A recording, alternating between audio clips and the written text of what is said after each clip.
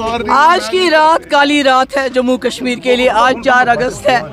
हम यहाँ निकले प्रोटेस्ट करने के लिए क्योंकि आज की रात को साजिश की गई और जम्मू कश्मीर की खुसूसी पोजीशन जो इस मुल्क के आईन ने हमें दी थी, न चीन ने दी थी न पाकिस्तान ने दी थी, उसको इसी तरह लूटा गया जिस तरह श्री राम के मंदिर से चंदा लूटा गया। मगर इंशाअल्लाह जम्मू कश्मीर की कौम जिंदा है। हम तब तक खामोश नहीं रहेंगे जब तक जम्मू कश्मीर के पुरअमन हल के साथ साथ 370 और 35A की बहाली नहीं करवाएंगे।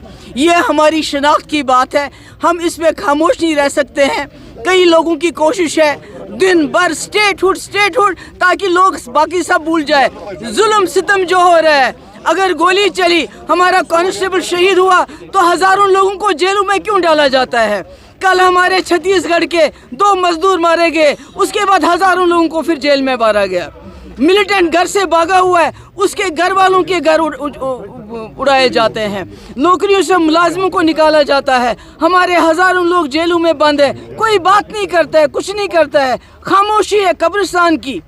ये कैसे चलेगा? अगर ये दावा करते हैं यहाँ हालात ठीक हो गए हैं तो आर्मी को बैरक्स में वापस क्यों नहीं भेजते, सिविलियन एरिया से क्यों नहीं निकालते? इतना जुल्म क्यों है, इतना सितम क्यों है? अगर जो हमने रास्ते खोले थे उस पर कारोबार क्यों नहीं है? सारा सिलसिला ठप क्यों हो गया है?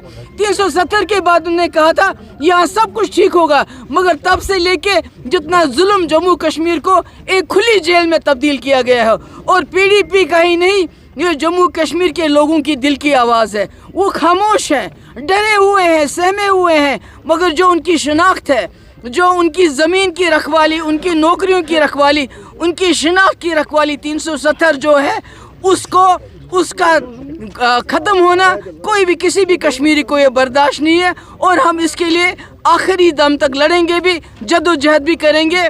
तब तक मज़ाहमत करेंगे जब तक जम्मू कश्मीर इस मुसीबत से, इस तकलीफ से बाइज़्ज़त तरीके से बाहर नहीं आते हैं। ये जब तक वो वापस आती है तब तक हम यही हैं। हम पुरअमन तरीके से प्रोटेस्ट कर रहे थे। मुझे कोई बता रहा है कि जो कोई SP लेडी है, मुझे नहीं मालूम कहाँ की है, वो खुद अगर औरत है, खुद अगर वो लेडी है, तो अगर उसने इल्तिजा के कपड़ों को हाथ लगाया है तो मुझे लगता है उसने बहुत ही बड़ी गलती की है।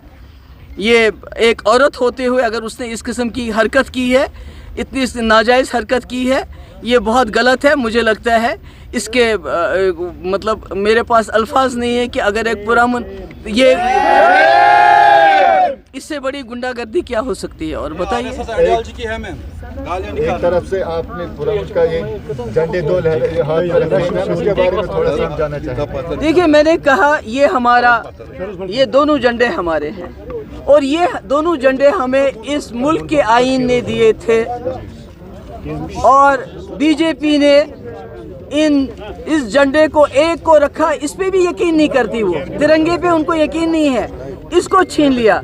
जब तक ये बहाल नहीं होता है और उसके साथ जम्मू कश्मीर के मसले का पुरअमन हल नहीं होता है, क्योंकि मैं खाली 370 की बात नहीं करती हूँ।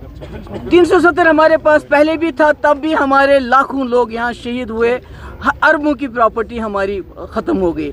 इसका मतलब है कि जम्मू कश्मीर एक मसला है। आप देख रहे हैं पार वाले कश्मीर में भी इस वक्त कैसे हालात हैं। दोनों कश्मीरों में हालात बहुत ख़राब हैं और दोनों मुल्कों को चाहिए, हिंदुस्तान को भी पाकिस्तान को भी, अपने लोगों से बात करे, उनकी जो नाराज़गी उसको दूर करे और जो हमसे छीना है उसको वापस करे और जम्मू कश्मीर को एक बाइज़्ज़त तरीके से ज़िंदा रहने का मौका दे।